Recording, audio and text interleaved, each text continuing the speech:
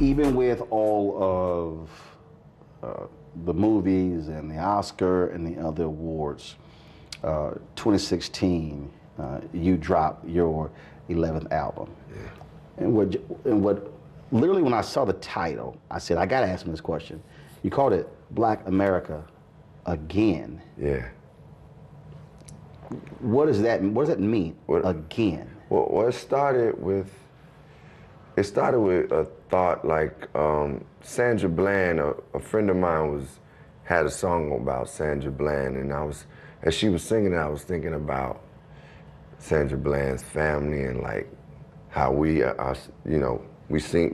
call these names out, but their lives are gone physically, and it's like it just hit me in a way, like, and I started to think about how it had happened with so many Black people in America, like their lives just being taken, like for no reason, and it went back to days of slavery, to Jim Crow days, mm-hmm.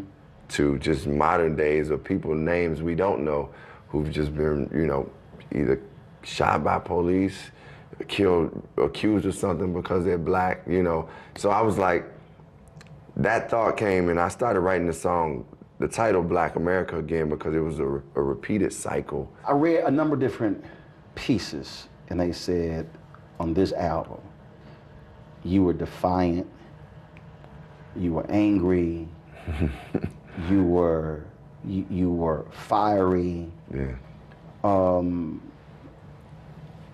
What is happening in your city of Chicago also touches you in a different way as well. Yeah, I mean, I'm concerned about it. I'm trying to figure out ways to heal that situation with all the violence. Like young people just out there like without hope. And I'm daily like making moves, to connect with people, because it's not like just like I have all the solutions. And a lot of people on the ground in Chicago and have been doing work.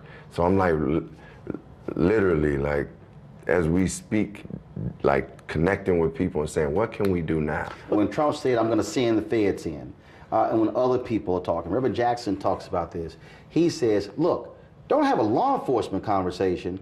If you're gonna bring in law enforcement, fine, but you better bring in the Secretary of Housing and Urban Development. Yeah. You better bring in the Secretary of Commerce. Yes. You better bring in the Secretary of the Treasury. You better bring in the Secretary of Health and Human Services, because that's how you deal with crime issue, whether it's Chicago or Baltimore. Yeah.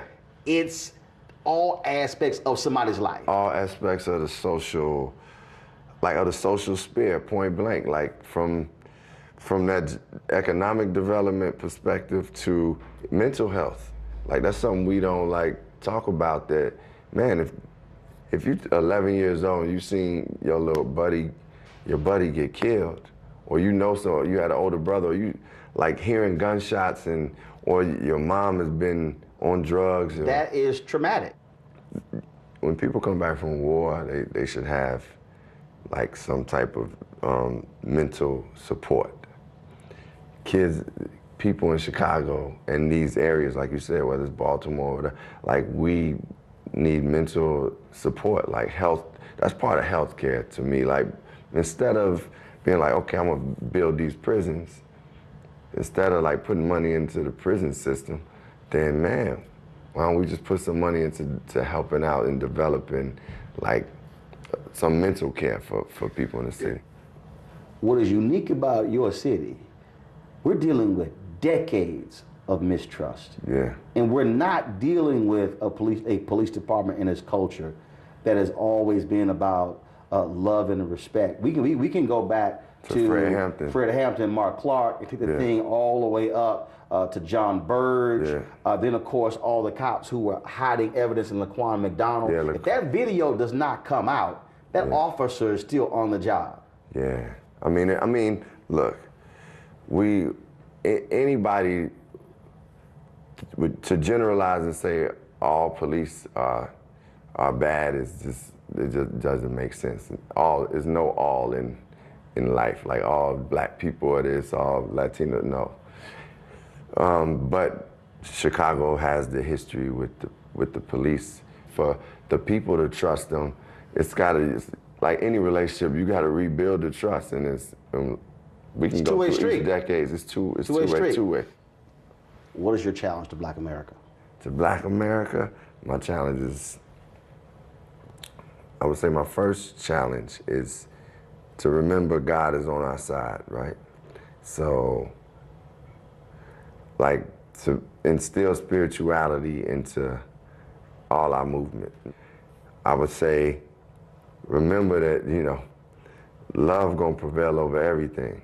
So if we can, in the midst of like being in some of the most difficult situations, which I know is tough, I would say, look, I'm with you. I know that it's tough, but try to be as loving as possible, be as loving to each other as possible. And that means like forgiving sometimes, because right now, like when I look at some of the violence that's going on, it's just, when I hear the young people talk, they like, man, I had to get him before he got me, or he did something to this person. So that would be another thing I was subscribing. And then I would just say, man, do our best to empower ourselves. Like, I know it's tough in our situations, but we got to put our minds and energy and hearts to empowering each other.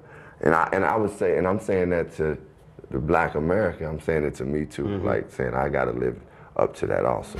Kickstart your day at 7 and get the news you need from the perspective you want. NewsOne Now with Roland Martin, every weekday morning at 7 on TV 1.